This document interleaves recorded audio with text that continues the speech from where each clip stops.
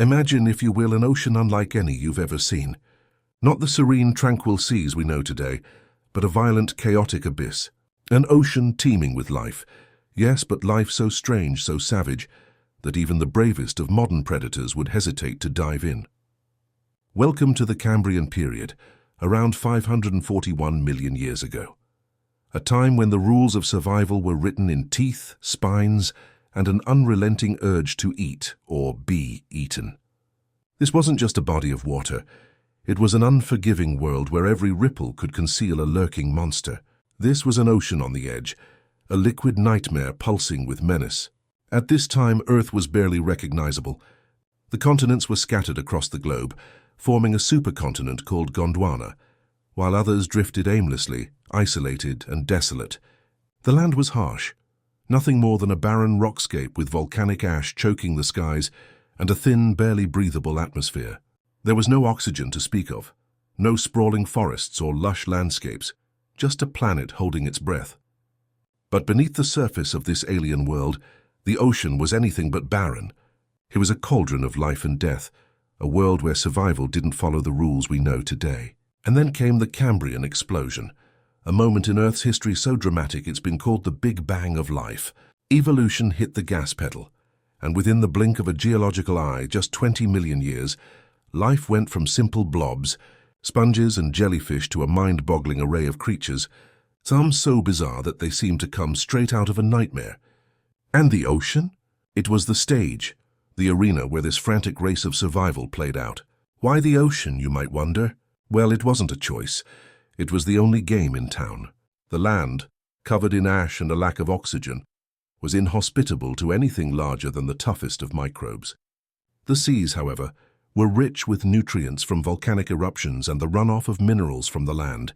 Sunlight reached the shallows, fueling the first primitive photosynthesis in algae, creating a web of life where the only thing that mattered was finding your next meal, or avoiding becoming someone else's. In these warm, shallow seas, life thrived, but don't mistake it for some peaceful tropical paradise. The Cambrian seas were a murky, unpredictable realm, where sudden currents and volcanic activity created dead zones of low oxygen, making it a place where death could strike from the shadows. It wasn't calm. It was raw and brutal. And this is where the story begins. Let's meet the first apex predator of this ancient ocean, Anomalocaris.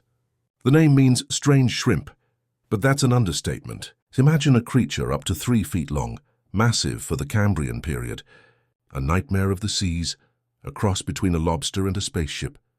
Its body was segmented, with flapping side lobes that propelled it through the water, and 2 stalked eyes that could swivel like surveillance cameras, giving it an almost omnidirectional view. But the true horror was its mouth. Picture a jaw not for chewing but for shredding, a circular maw lined with sharp, spiky appendages. These appendages were designed for one thing: to grab, crush, and drag prey into that pineapple ring mouth, where nothing escaped. Anomalocaris didn't just hunt, it dominated. Fossils from Canada's Burgess Shale show that it wasn't just the top predator of the time, but an unstoppable force in the Cambrian oceans. It hunted creatures like trilobites, those hard-shelled arthropods that scuttled across the ocean floor. But Anomalocaris wasn't fazed by their tough exoskeletons. Its flexible appendages could crack them open with ease, like an egg being crushed by a chef's hand. Some fossils even show evidence of trilobites being eaten mid-flight, as if the poor creatures never stood a chance. But here's the twist. When paleontologists first discovered fossils of Anomalocaris, they were so strange, so bizarre, that scientists mistook the parts for different creatures. Its mouth was thought to belong to a jellyfish, its body to a sea cucumber, and its appendages to a shrimp. It wasn't until the 1980s that scientists finally realized the truth. These parts all belonged to one animal. It's a humbling reminder that life was already inventing monsters long before we had words for them. But Anomalocaris wasn't the only terror lurking in the Cambrian deep. The seas were packed with creatures so bizarre they seemed designed on a dare. Take Opabinia, for example, a creature so odd it defied logic. About 2 inches long, it had 5 stalked eyes protruding from its body like some nightmarish vision. A hose-like proboscis, tipped with a claw, and a body that seemed impossible, even by evolutionary standards. It swam by using fan-like lobes, sweeping up soft-bodied prey with its clawed snout in a way that had never been seen before. Or consider Hallucigenia, a creature that looked like a spiky worm covered in terrifying spines. Scientists spent years debating which end was its head, a testament to just how alien it seemed. With its tentacle-like legs and defensive spines, it was a walking porcupine, ready to defend itself from anything that came too close. What made the Cambrian Ocean so terrifying wasn't just the creatures, but the environment itself. The waters were shallow, often no deeper than a modern swimming pool. They were turbulent, filled with sudden, unpredictable currents. The seafloor was covered in microbial mats, thick, slimy carpets of bacteria that trapped sediment, creating a sticky environment that served as both food and a slippery, treacherous footing for the animals. Life in the Cambrian wasn't a slow, peaceful march of survival. It was a brutal, chaotic scramble, where every creature was in a race to adapt or die. Fossils show evidence of predation everywhere. Crushed trilobite shells, scarred exoskeletons, even creatures fossilized mid-escape. The Cambrian period was the beginning of the evolutionary arms race, a time when eyes, armor, and weapons appeared almost overnight, because if you didn't adapt, you became lunch. The Cambrian Ocean was full of creatures constantly battling to survive, and if you weren't the hunter, you were the hunted. And this wasn't just the domain of Anomalocaris. Other predators like the spiny Opabinia and the fierce Hallucigenia were ready to pounce, constantly reshaping the food web. Meanwhile, the prey evolved their own ways to survive, from developing hard exoskeletons to blending in with the environment to avoid detection. The Cambrian Ocean was a chaotic free-for-all, and in this hostile world there was no room for weakness. Survival here was brutal, and the rules were simple: eat or be eaten. The Cambrian Ocean wasn't just about violence, it was also about vision. For the first time in the history of life on Earth, eyes were evolving. Before this period, most animals were blind, relying on touch or chemical cues to navigate the world. But with the Cambrian came an explosion of different types of eyes: compound eyes like insects, stalked eyes like crabs, and even primitive lenses. Why the sudden surge in vision? Because in an environment like this, seeing your enemy before it sees you was a game-changer. Anomalocaris' stalked eyes gave it a 360-degree view of its surroundings, making it the ultimate predator in an ocean where paranoia was a survival skill. As we leave the Cambrian, let's linger for a moment on one final image: a murky sea floor littered with the shells of fallen trilobites, while above, Anomalocaris glides like a phantom predator, its eyes glinting in the dim light. This was just the beginning. The ocean was about to grow larger, deeper, and far more dangerous. The creatures of the next era would make Anomalocaris look like a warm-up act. Hold your breath and get ready, because we're about to dive deeper into the abyss. The scene is shifting and the ocean is growing darker, deeper, and far more dangerous. Welcome to the Devonian period, roughly 419 to 359 million years ago, a time known as the Age of Fishes. But this wasn't just an era of swimming schools and peaceful reefs. No, this was a time of violent evolution, where the oceans were ruled by predators so massive, they made the terror of the Cambrian seem like a prelude to the real nightmare. The waters were no longer a shallow playground. They were becoming a fierce battleground. By now, the Earth's continents had shifted, and the oceans had deepened, creating vast continental shelves and deep trenches that were the perfect homes for evolving monsters. Life in the seas was booming, but so was death. New species evolved, both predator and prey, pushing each other to the edge, and in many ways, this is when evolution truly entered the arms race. The Devonian was a time when the foundations of many of the ocean's familiar creatures were laid. The corals that form our modern reefs began to rise, but the seas were anything but peaceful. The reefs were now bustling ecosystems, but lurking within their vibrant caverns were hunters far larger, far fiercer than anything the Cambrian had seen.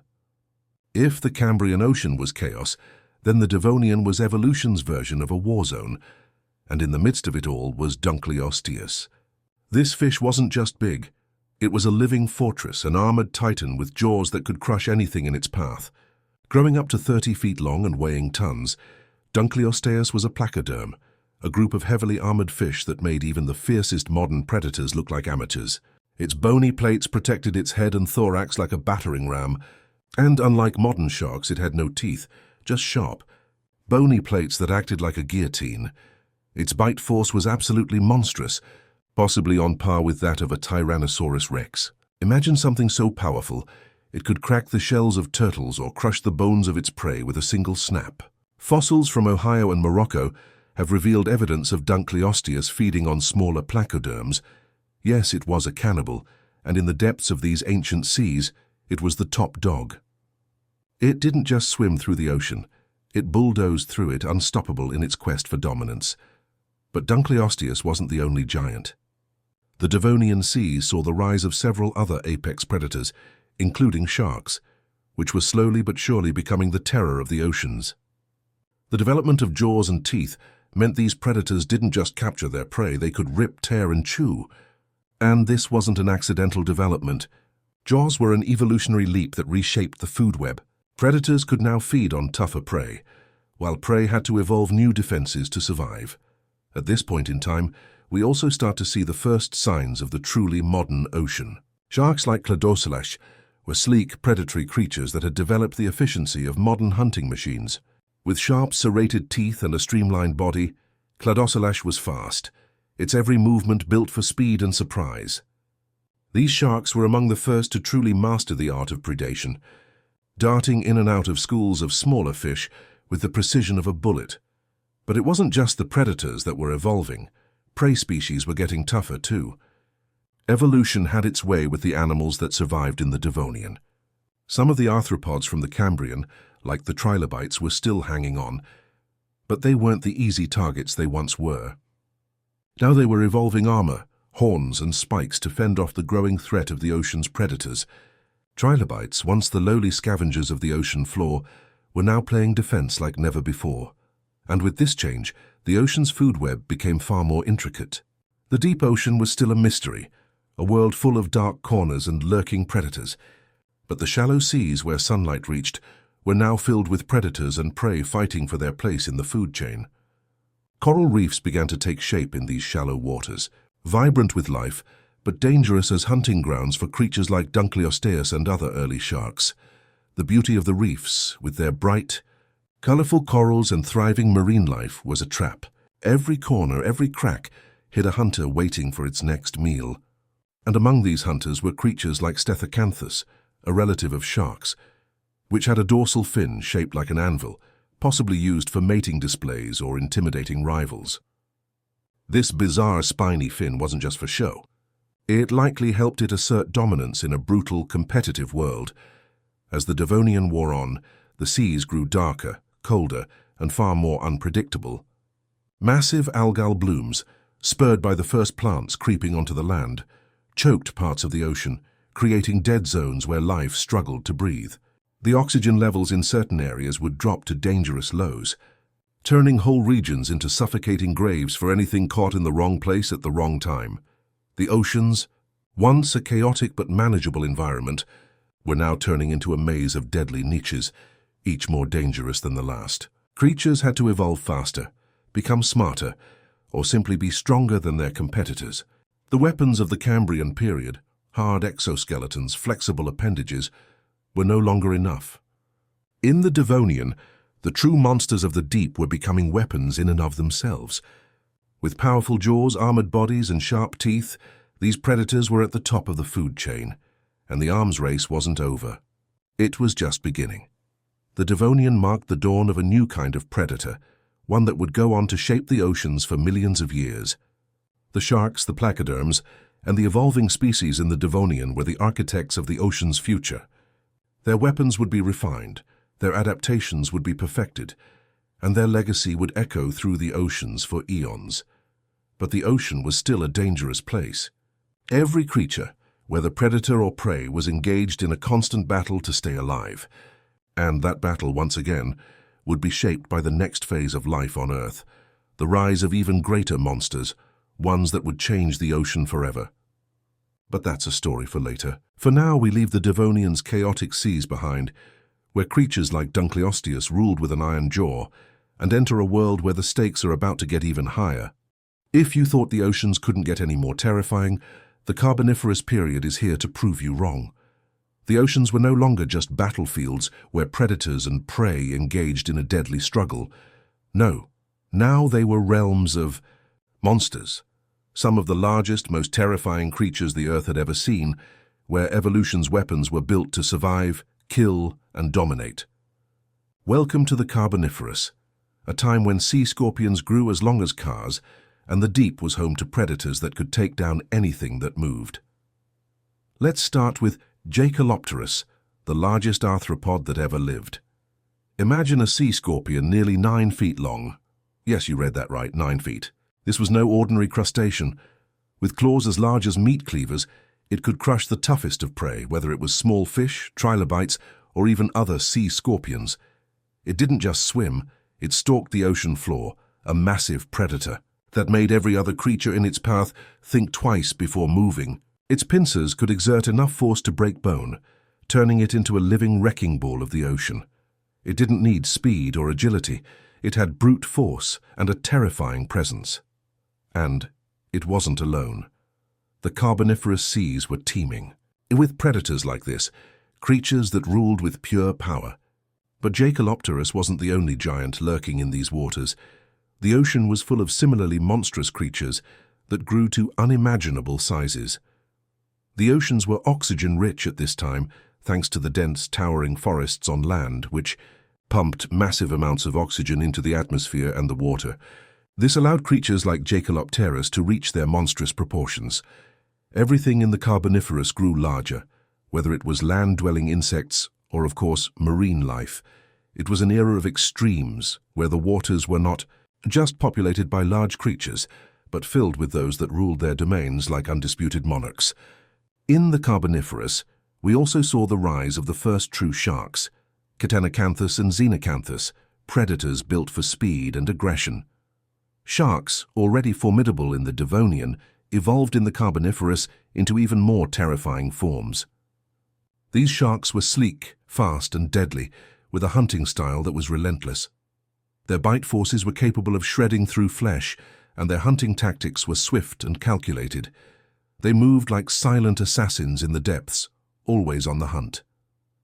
And then there were the cephalopods, massive intelligent creatures like Anthracothis, which evolved into giant squid and octopus-like predators.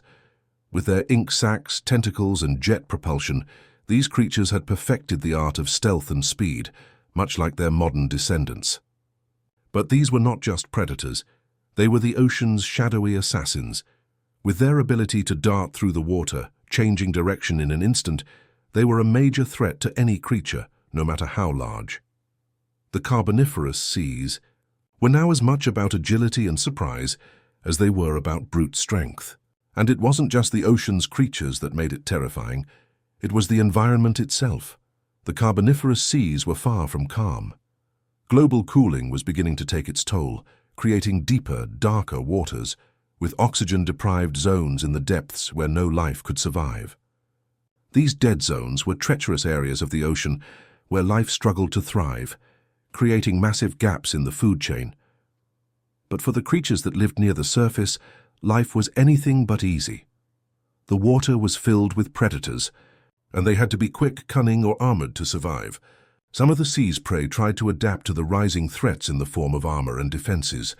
Trilobites, once a staple of the Cambrian oceans, were still around, but now they were far better equipped to survive. They sported elaborate horns, spines, and hard exoskeletons that acted as protection from the predators stalking the waters. Some even burrowed into the seafloor to hide from the terrifying predators above. These creatures were becoming more armored, more resilient. But not all of them made it. Fossils show signs of battles fought, of creatures that were unlucky enough to fall prey to the ocean's most fearsome hunters. And in the midst of this constant violence, the seas were changing. The environment was starting to shift, sea levels fluctuated, temperatures varied, and the very composition of the water began to change.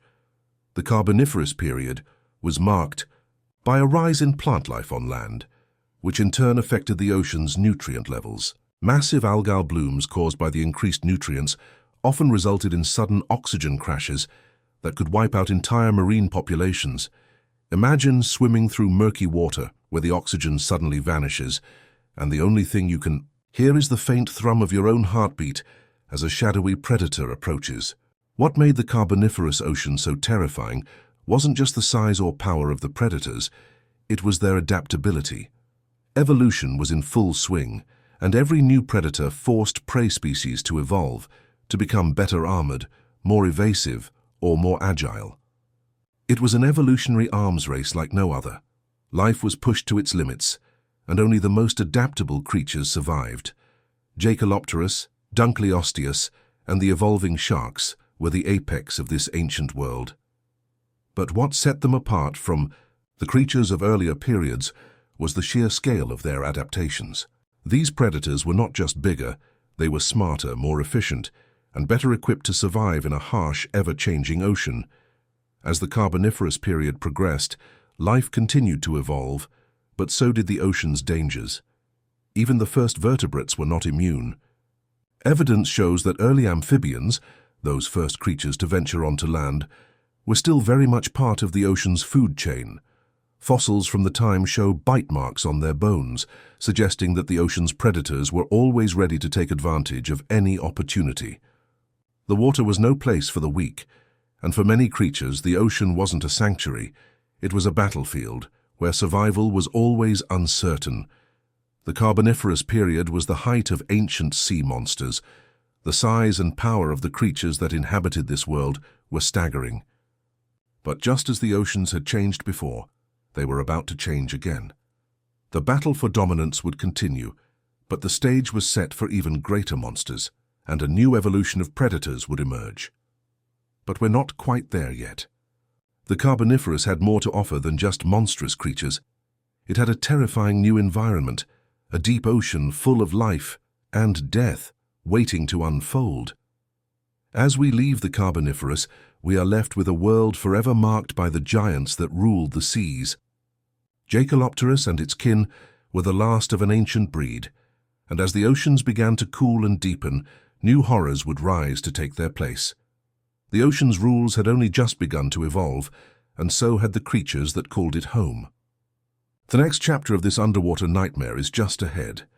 But for now, picture a massive Jacalopterus, its claws snapping shut, as the ancient oceans continue to shift, to change, and to produce the creatures that would one day rule the deep.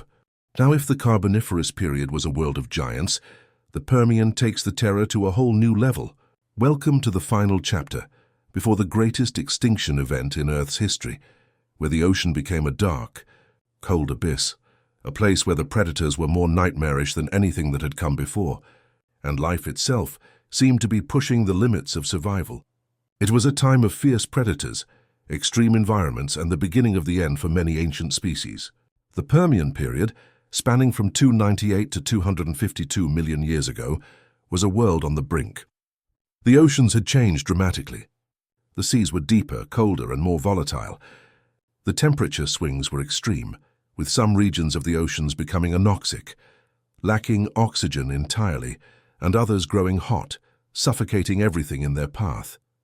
The Permian Ocean was a place where survival required not just strength, but an ability to adapt to shifting, often deadly conditions. The oceans of this time were dominated by an entirely new breed of predator. Meet Helicoprion, a shark relative that would redefine the word nightmare. This creature was like nothing the world had ever seen before. Growing up to 25 feet long, Helicoprion had a jaw that looked more like a buzzsaw than anything we associate with modern sharks. Its teeth grew in a spiral, like the links of a chainsaw, and as the teeth developed, they formed a serrated spiral pattern that could slice through prey with terrifying efficiency. Imagine swimming in murky waters, only to be faced with the relentless spin of this creature's mouth coming at you, its spiral teeth twisting, ever sharp, grabbing and grinding through flesh and shell. Fossils of Helicoprion found in places like Idaho and Australia have shown that this shark relative could have up to 180 teeth in a single whirl. No prey was safe from this evolving nightmare. Whether it was mollusks, armored fish, or even larger marine creatures, Helicoprion had the tools to make short work of anything in its path. But Helicoprion wasn't the only terror lurking beneath the surface.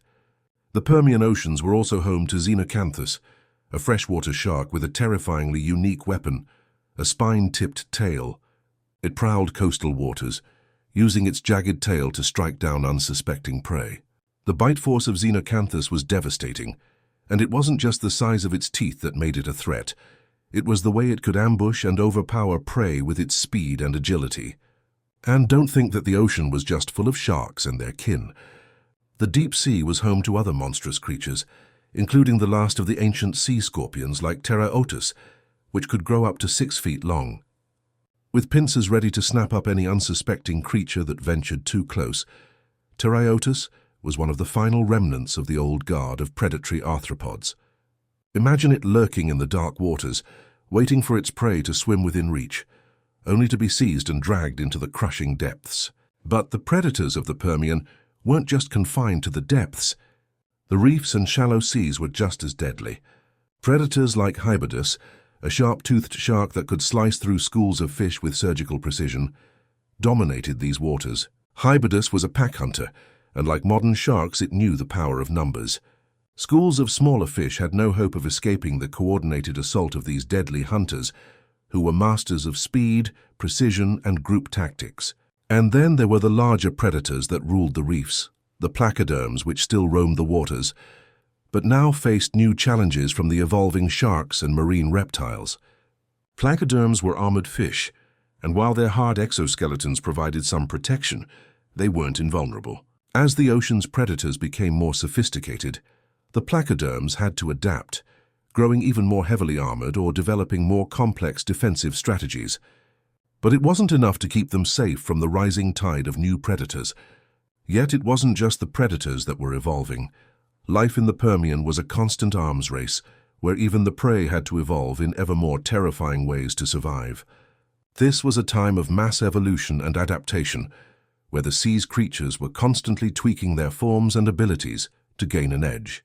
Whether it was evolving thicker exoskeletons, tougher shells, or developing new ways to escape predators, survival in the Permian Ocean was a constant game of trial and error. But the Permian period wasn't all about the battle for survival.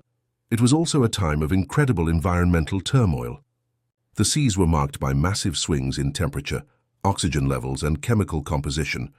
Some areas of the ocean were filled with poisonous hydrogen sulfide, making them dead zones where nothing could survive. And even when conditions weren't actively lethal, the ocean's violent fluctuations created extreme challenges for every creature. Some deep-water creatures had adapted to these oxygen-deprived conditions, but those that lived closer to the surface often found themselves fighting for every breath. The rise of oxygen-deprived zones, volcanic activity, and dramatic shifts in the environment were a grim preview of what was to come.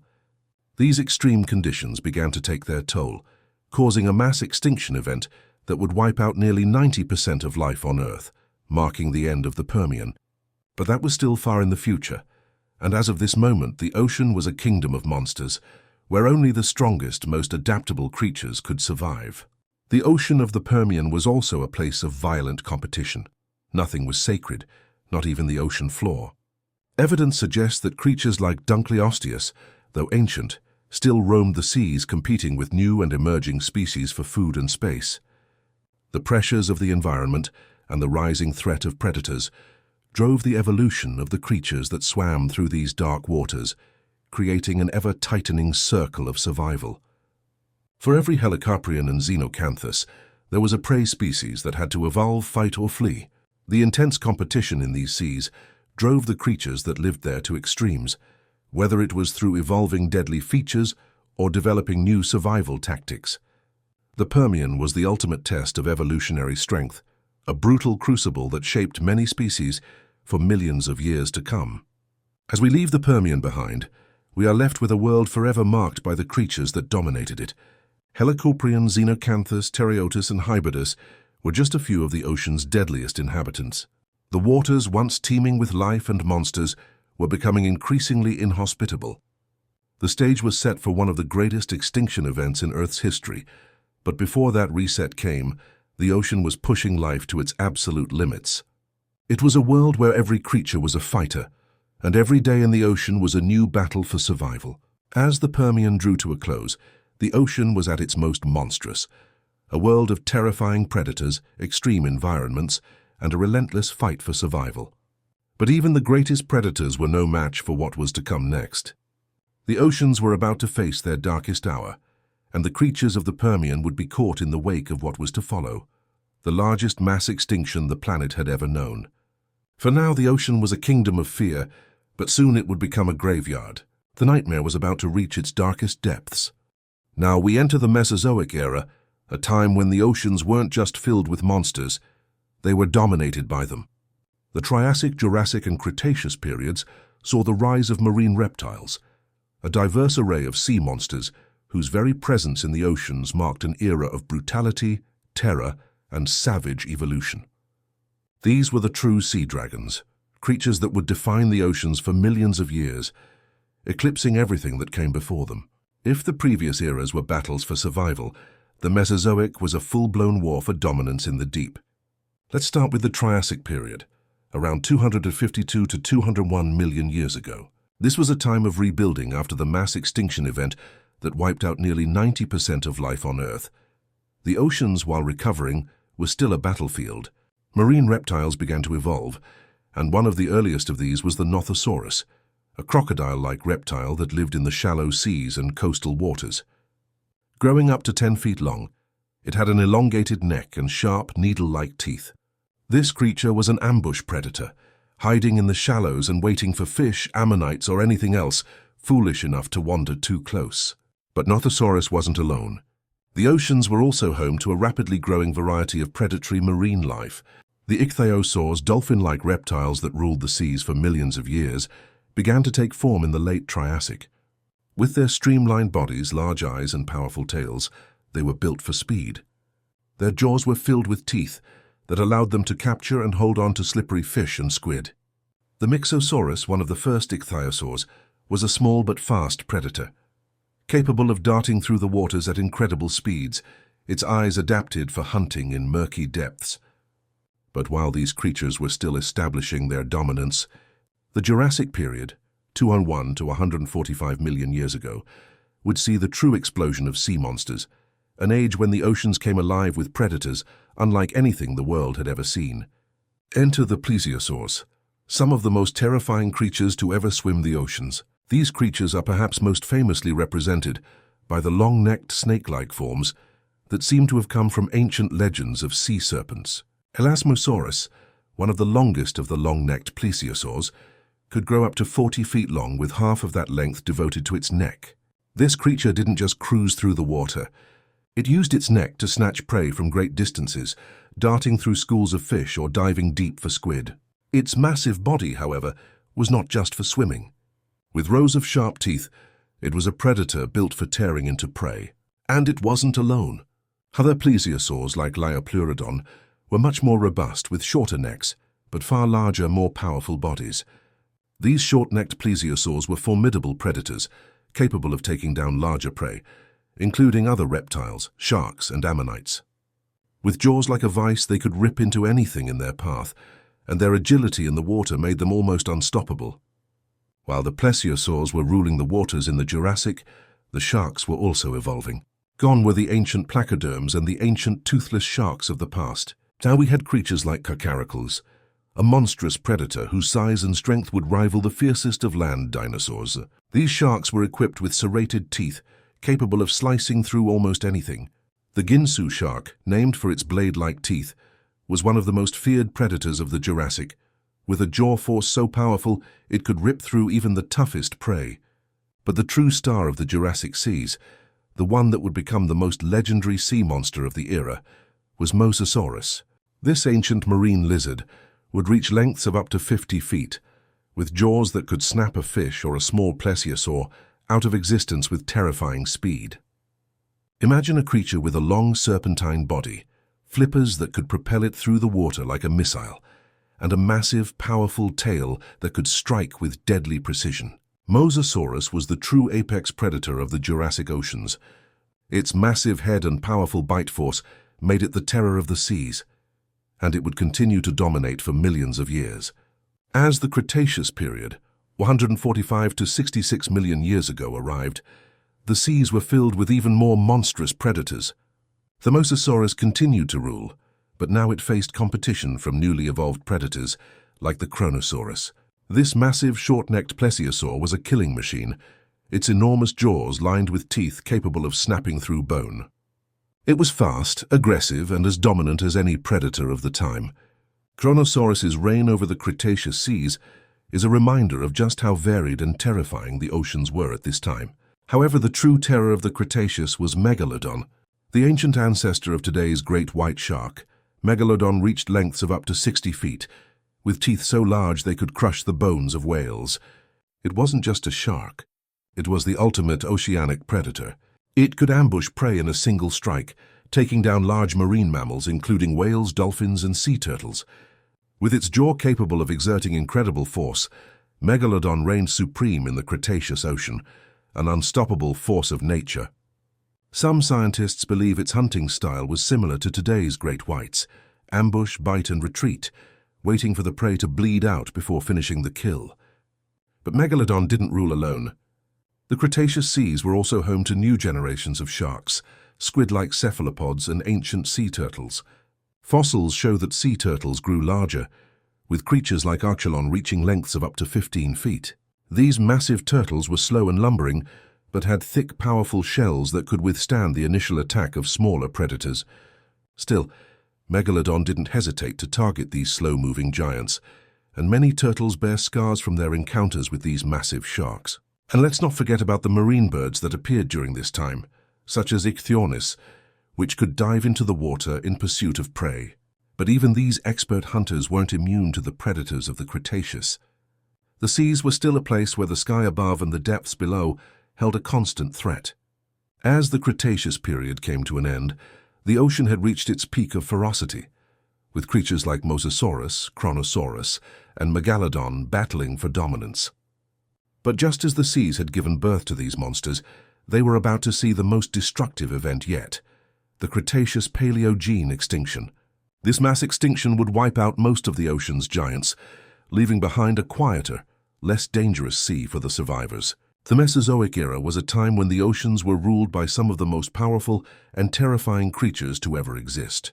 Marine reptiles like ichthyosaurs, plesiosaurs, and Mosasaurus set the stage for a brutal competition of survival, while sharks and sea predators evolved into apex hunters. It was a time of monsters, sea dragons whose bones still haunt the ocean floor today.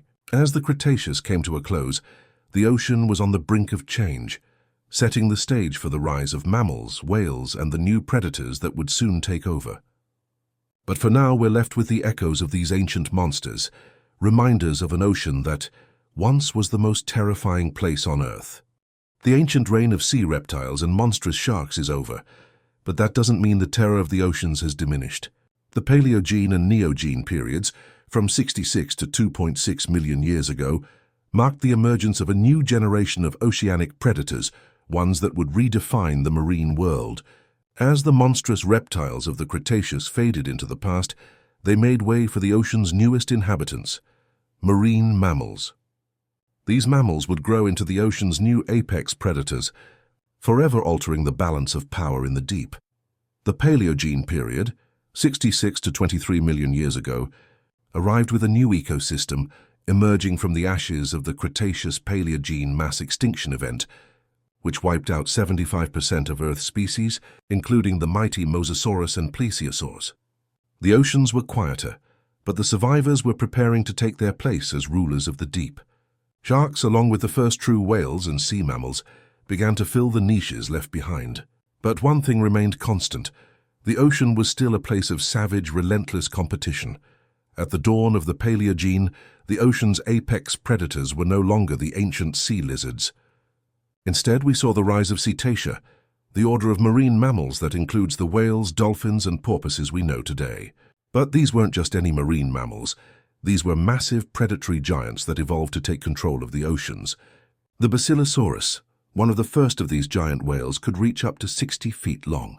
Though it had the body of a whale, Basilosaurus still retained some traits of its terrestrial ancestors, such as its small, vestigial hind limbs. It was an apex predator, with a mouthful of sharp teeth designed to tear through fish and smaller marine mammals.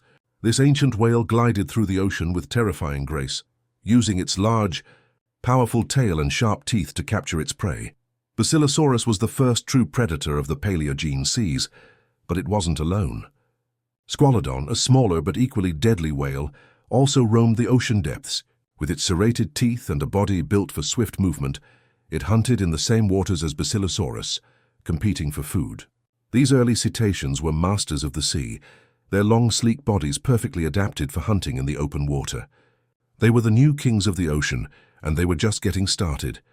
But the true terror of the Paleogene and Neogene periods would come from a new breed of predators: sharks. As the great reptiles of the Cretaceous passed, sharks didn't just survive. They evolved into even more deadly hunters.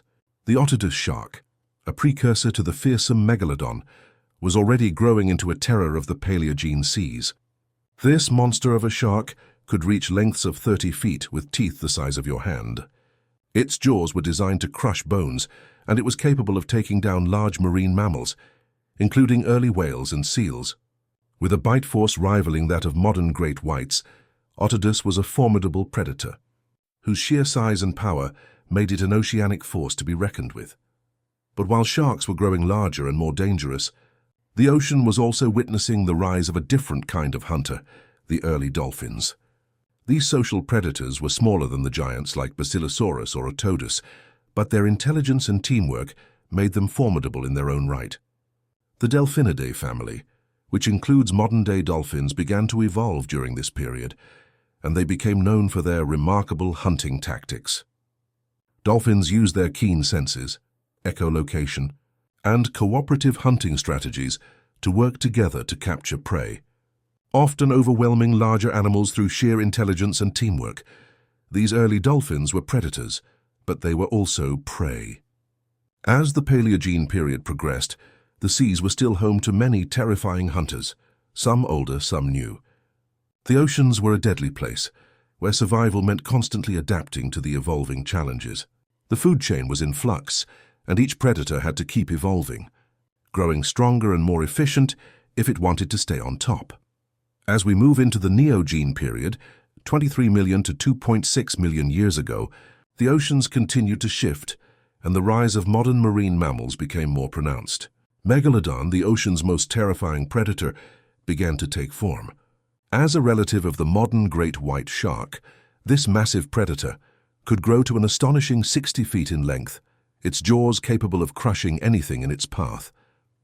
The Megalodon's teeth were designed for one thing: destruction. Each tooth was capable of ripping through the thickest of whale bones, and the sheer force of its bite could break the spines of large marine mammals. Megalodon didn't just stalk the ocean, it dominated it. It was the perfect predator, built for ambush, power, and efficiency. Its hunting strategy was simple yet effective: wait, strike, and then let its prey bleed out. Fossils from this time period reveal a chilling portrait of an ocean ruled by this apex predator, with bite marks in whale bones showing just how effective Megalodon was at claiming its territory. But even Megalodon was not invincible. During this period, new species of whales were growing larger and more formidable. The sperm whale, with its massive head and powerful jaw, began to rise as a potential competitor to Megalodon. The Leviathan whale, a species that lived during the Miocene, could reach lengths of up to 50 feet and was capable of taking on large prey, including other whales. The massive teeth of Leviathan, some as long as a foot, were designed to capture and dismember large prey. These whales, like the sperm whale, were not only a match for sharks, but could even challenge creatures as terrifying as Megalodon. But the competition between marine mammals and sharks wasn't just a simple predator versus prey battle. It was a complex dance, one where intelligence and physical strength often met in brutal encounters. Orcas, for instance, began to emerge as one of the ocean's most formidable predators. With their remarkable intelligence, social behavior, and ability to communicate through echolocation, orcas were able to coordinate attacks on prey far larger than themselves. Even sharks, including the great white, would find themselves vulnerable to coordinated orca attacks.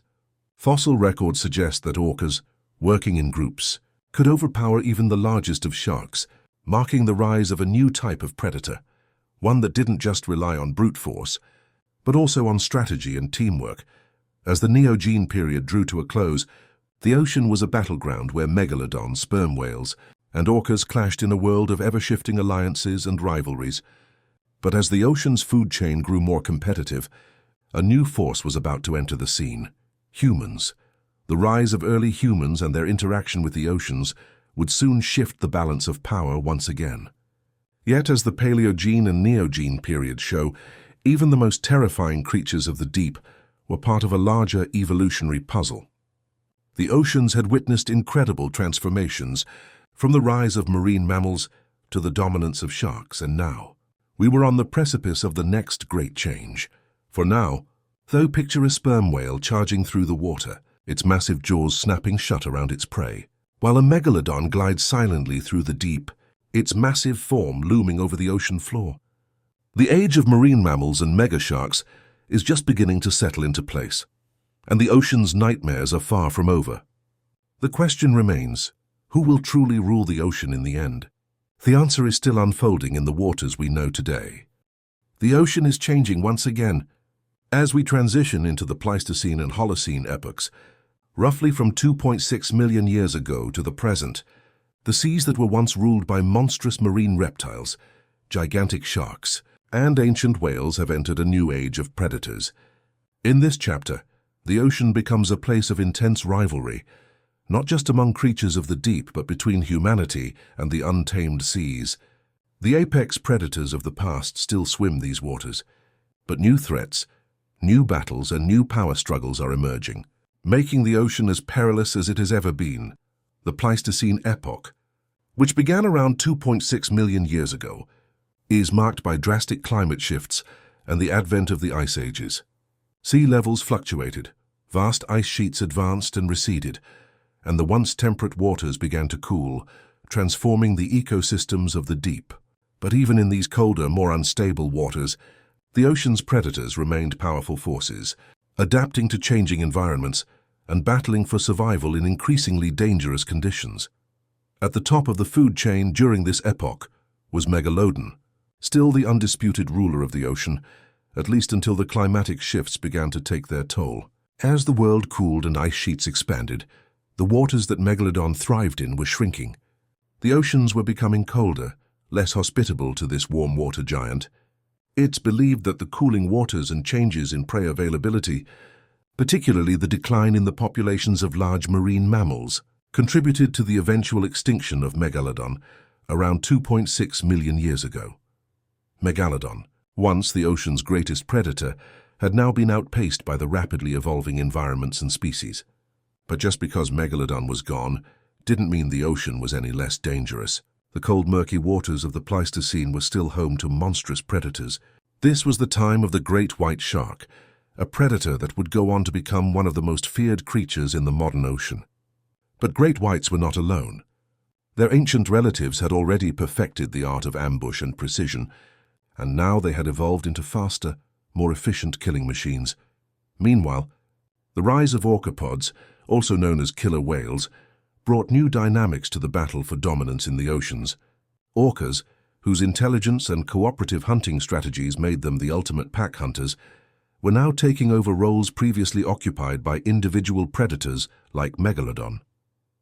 These social creatures, with their advanced communication and coordination, became apex predators in their own right, hunting large mammals like seals, sea lions, and even whales.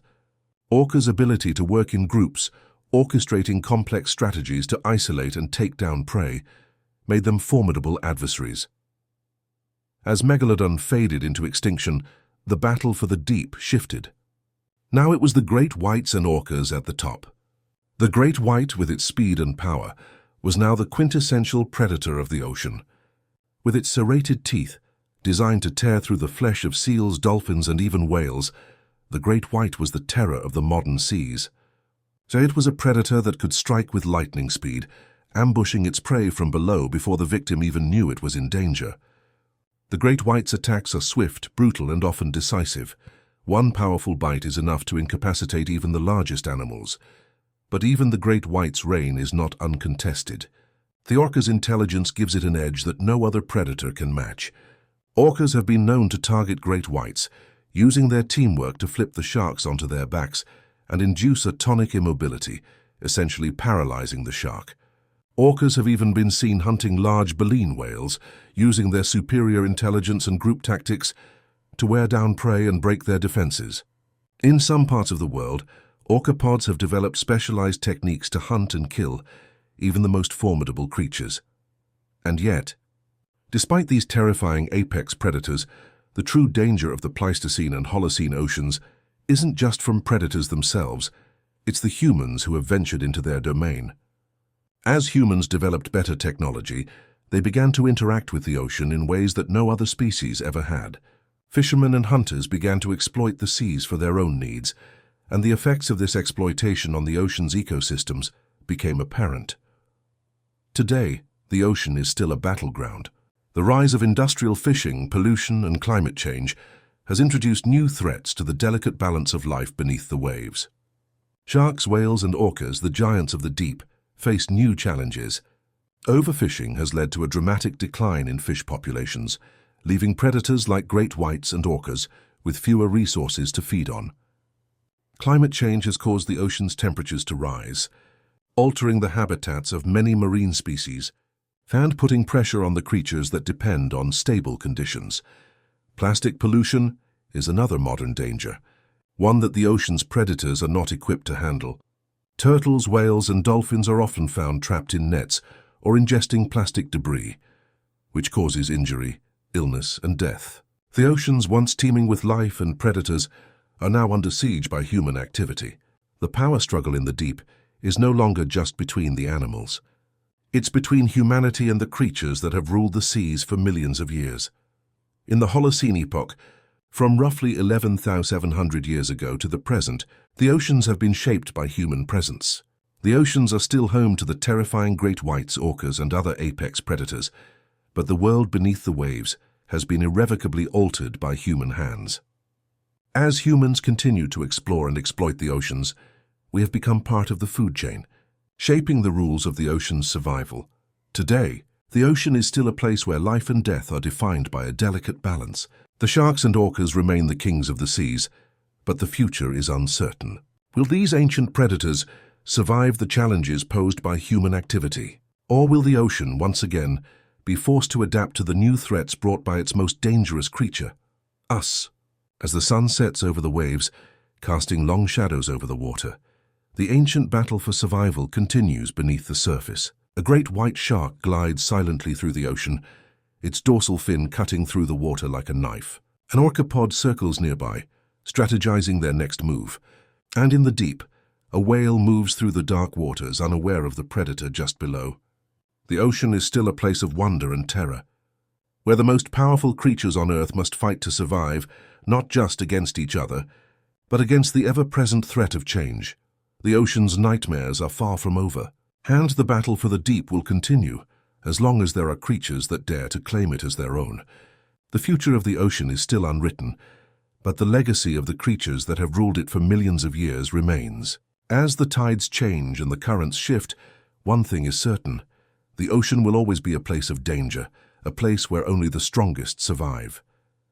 As the surface of the ocean continues to stir with life, there exists a realm far deeper, far darker, and far more hostile than anything above.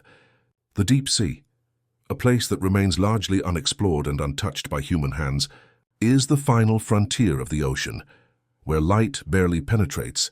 The pressure is crushing, and the creatures are unlike anything you could imagine. This is the abyss, where the rules of survival are rewritten, and only the most bizarre, the most terrifying, and the most adaptable creatures manage to endure. The deep sea covers over 70% of the Earth's surface, yet it remains one of the least understood ecosystems on the planet. The creatures that live in these dark waters are the ultimate survivors, evolved to endure in conditions that would kill most other life forms.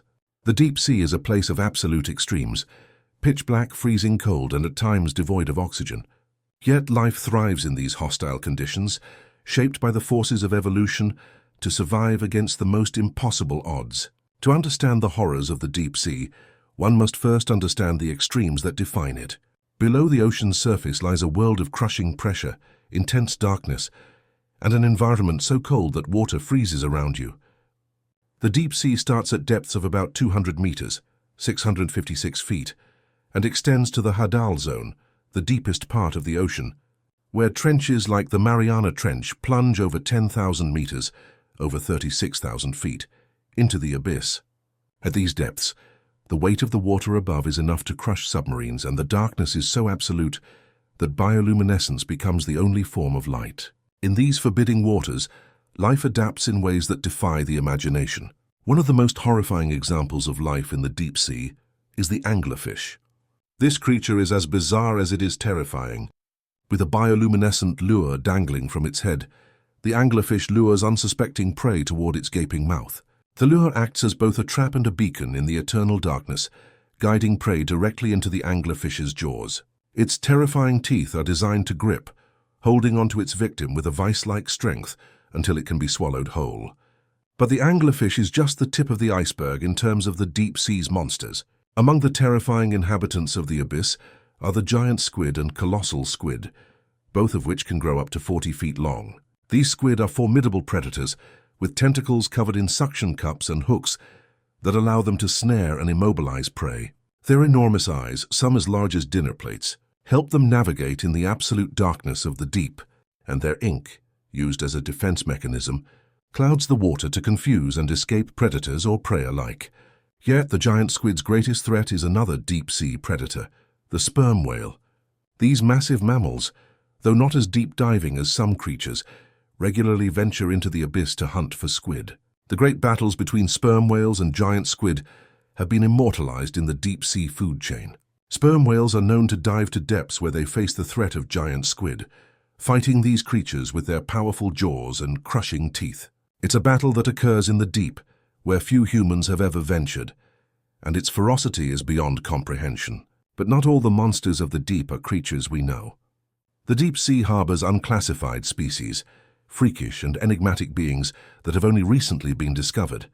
Some of these creatures have evolved transparent bodies, allowing them to blend into the near-total darkness that pervades the deepest parts of the ocean. The transparent jellyfish, for example, is a near-invisible predator, its gelatinous body barely discernible against the black water. These ghostly creatures drift through the abyss, waiting to ensnare anything that swims too close with their stinging tentacles. Equally chilling are the deep-sea vampires like the vampire squid. This creature, though not technically a squid, has its own horrifying adaptations. It feeds on detritus or marine snow, using its tentacles to sweep decaying matter into its mouth. But its most disturbing feature is its ability to produce a cloud of bioluminescent mucus, which can blind and disorient predators or prey that come too close. Deep-sea creatures like these have evolved in isolation for millions of years, adapted to live in complete darkness and survive on the smallest scraps of food. In the depths, survival is often a slow game of waiting. Some deep-sea creatures, like the giant isopod, can go months without eating, using their extreme metabolic efficiency to endure the scarcity of food. The giant isopod, with its armored body and huge, terrifying legs, resembles something straight out of a science fiction nightmare. It scavenges the ocean floor, picking apart the remains of dead animals, and its sheer size is a testament to the weird evolutionary path the deep sea has taken. Despite the cold, dark abyss, the deep ocean is not an empty wasteland. It is teeming with life, though that life is adapted in ways that can only be described as alien. Hydrothermal vents found at the bottom of the ocean offer a glimpse into one of the ocean's most fascinating ecosystems. These vents release hot, mineral-rich water, creating an environment where life thrives around extreme heat and no sunlight. Here, creatures like tube worms, some as long as 10 feet, feed on chemicals like hydrogen sulfide spewed from the vents. These worms, along with crabs and shrimp, form a community built on the harshest conditions imaginable.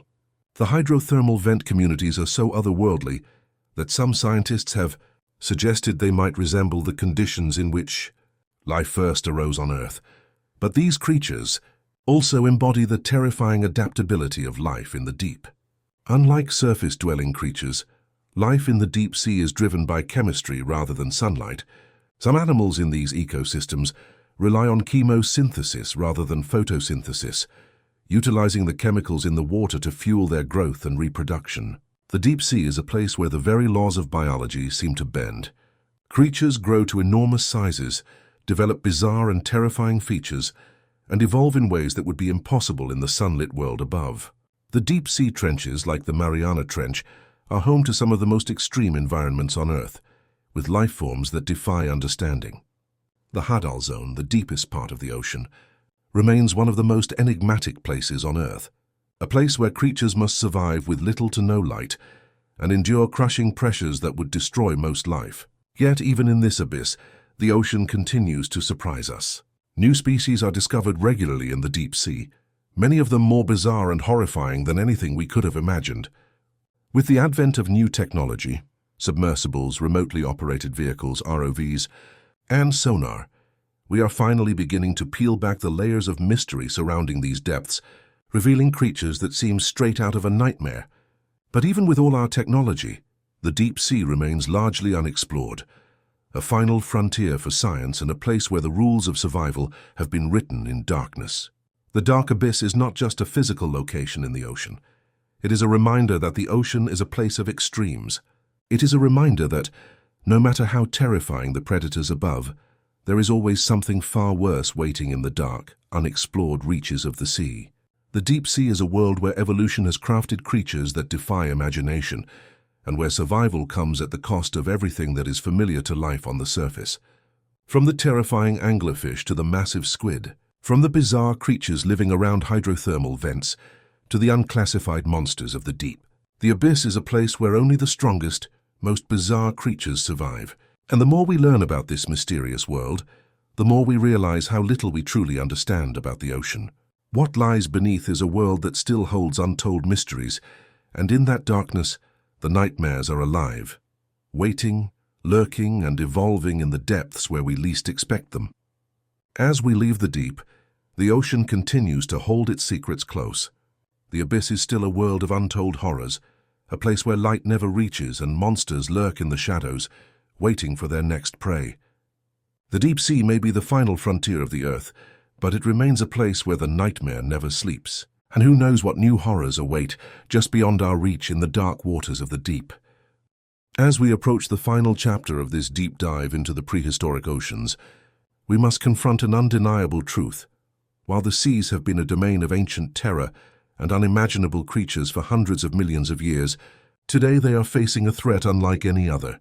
The ancient monsters of the deep, the giants of the Cambrian, Devonian, Mesozoic, and beyond, fought their battles for survival in ways we can barely fathom. But now the ultimate battle is one between humanity and the ocean itself, and the stakes have never been higher. In the modern age, humans have become the dominant force in the oceans. We've gone from explorers to resource extractors to inadvertent stewards of the sea. Our impact on the oceans has been both profound and destructive. From overfishing and habitat destruction to pollution and climate change, the forces we've unleashed in the ocean have altered the very fabric of life beneath the waves.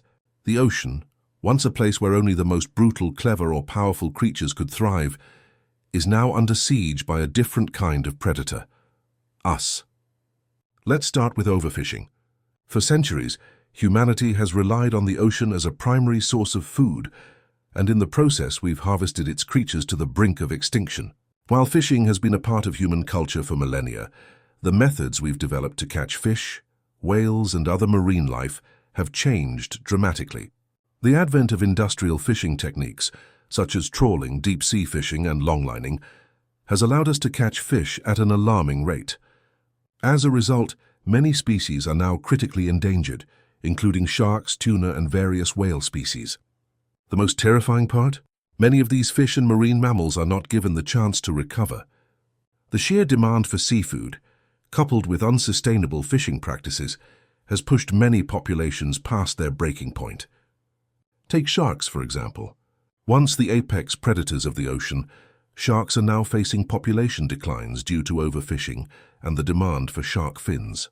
The global shark fin trade, where sharks are often killed for their fins alone, has decimated populations, leaving the oceans without these ancient predators. Sharks play a vital role in maintaining the balance of marine ecosystems.